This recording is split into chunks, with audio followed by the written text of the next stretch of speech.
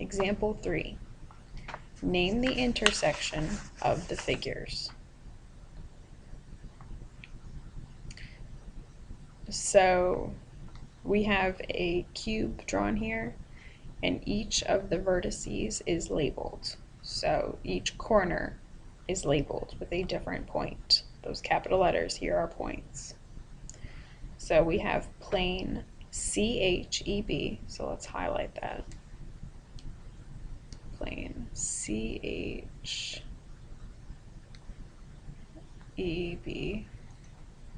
is back here. That is the back wall of your box.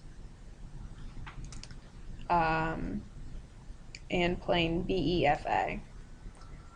So BEFA.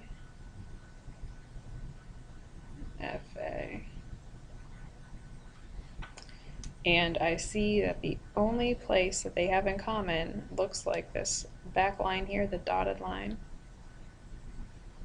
So, and those endpoints drawn are BE.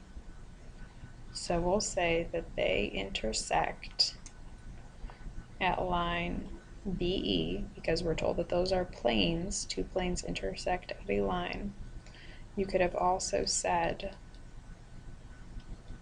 line EB. That would be fine. Okay, next. Plane GHEF and line GF. So let me erase this first. So we have plane GH, so GH is here, then EF, and line GF, so that is this line here. And really that line is the boundary of the plane, so their point of intersection will be that entire line. So your answer here is line GF.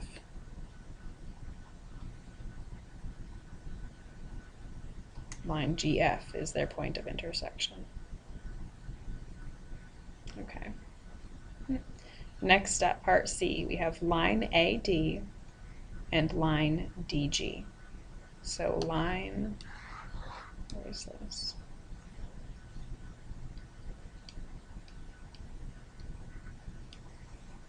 Line AD is here, and then line DG over here. And you see that they overlap at exactly one point here. Those are two lines, so they intersect at a point, and that is point D. So this is point D. Okay. Last one on this example. We want to find the point of intersection of line AD and line FG. So AD I've already highlighted. I'm not going to, I guess I can fix that up a little bit. So line AD and line FG right here.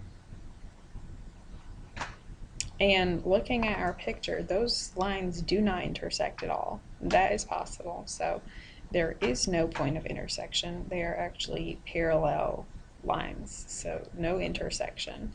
You could also write do not intersect if you want. That would be fine. So line AD and line FG, AD and FG do not intersect. There is no point of intersection.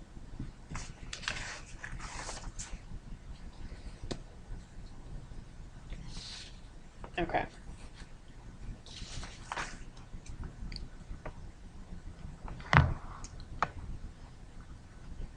Let's talk about a line segment.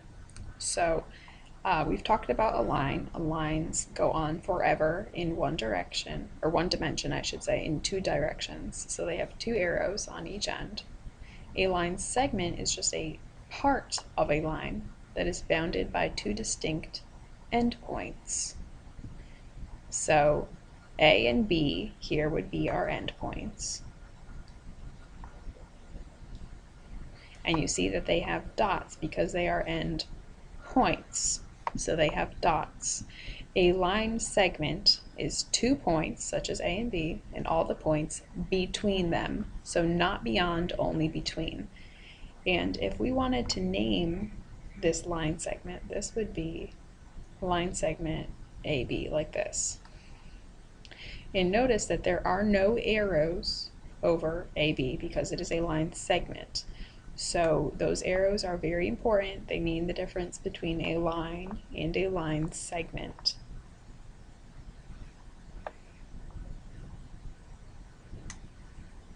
Postulates are something that we will be talking about a lot more during this course. You could also call them axioms. Postulate and axiom mean the same thing. These are rules accepted without proof. So we just take them as fact. The ruler postulate, which is on page 17 in your book, basically just tells you how to measure something with a ruler. So this is a pretty fundamental postulate in geometry. You've been using it for quite a while without even realizing it.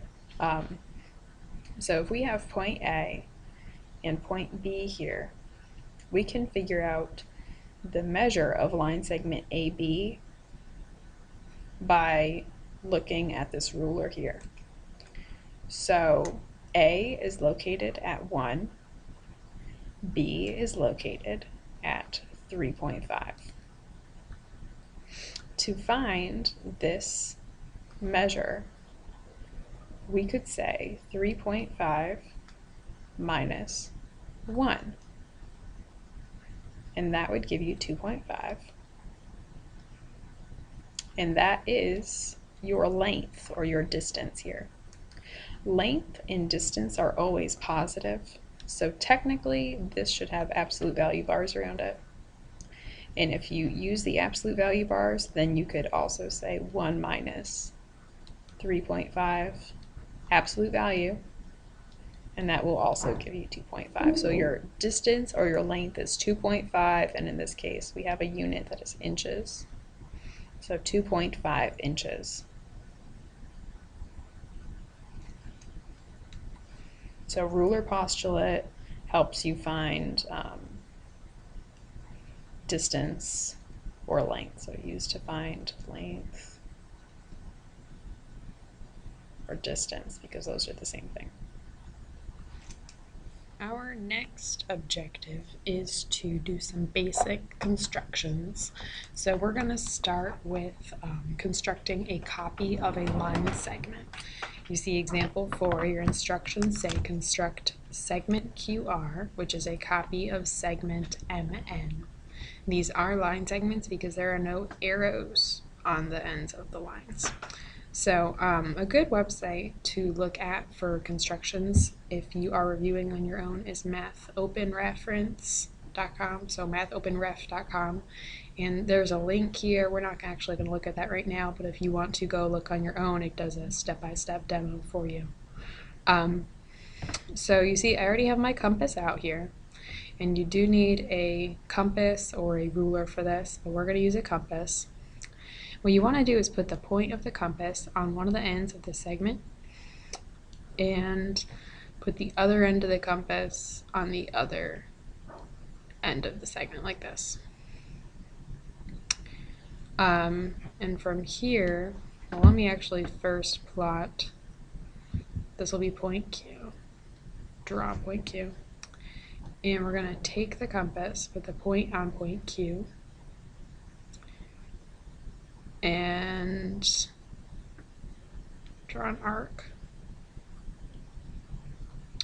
And from Q to any point on this arc is the same distance. So Q, I'm just going to draw a segment from Q to the arc, and I will label this point R. Now if I want to, and I do, I can remove this construction mark, and I have segment QR, which is identical to MN. They are exactly the same length, and you could check that with a ruler. Okay, so the midpoint of a segment divides a segment into two congruent segments. That means that it bisects a segment. So bi is two, so bisect is divide into two equal or congruent parts. So congruent means equal, and bisect means divide into two. This point here is the midpoint. We have these congruency marks. These little dashes are congruency marks. They show that the two segments are the same length. And indeed, if you look at the ruler, you have this point at 0, this point at 7. Using our ruler postulate, we know the absolute value of 7 minus 0 is 7. So this side is 7 centimeters. And this side is the absolute value of 14 minus 7, which is also 7. So this side is also 7 centimeters. So this is indeed the midpoint of the segment. It is exactly halfway between the two endpoints. A line does not have a midpoint because it goes infinitely in both directions. So it doesn't have a length. Okay, next up we are going to construct a bisector of this segment GH. Let me actually label the endpoints. We have GH. And this is a construction that we will use frequently. So let's start. What you want to do is open your compass, put the point on one end of the segment, and open it up so that you are more than halfway across the segment. Like here. Let me do the marks in blue. And you want to draw a big arc. You want it to be big enough that it will intersect the second arc that you're drawing. So you don't want to actually move the width of the compass. You do not want to adjust that. You just want to put the point on the end point of the segment. And you're going to draw a second arc. So swing the arm around, draw a second arc. You have this sort of an eyeball shape, I think. So from here, you see points of intersection here and here. And you want to connect those points of intersection with a straight line. So you could use a ruler for this and just connect those dots. And now you have the bisector of GH. If you don't believe me, you could measure each side of the segment, but I'm going to erase the construction marks. But from G to M, M is the midpoint right here. This is the same distance as from M to H. So that is a bisector.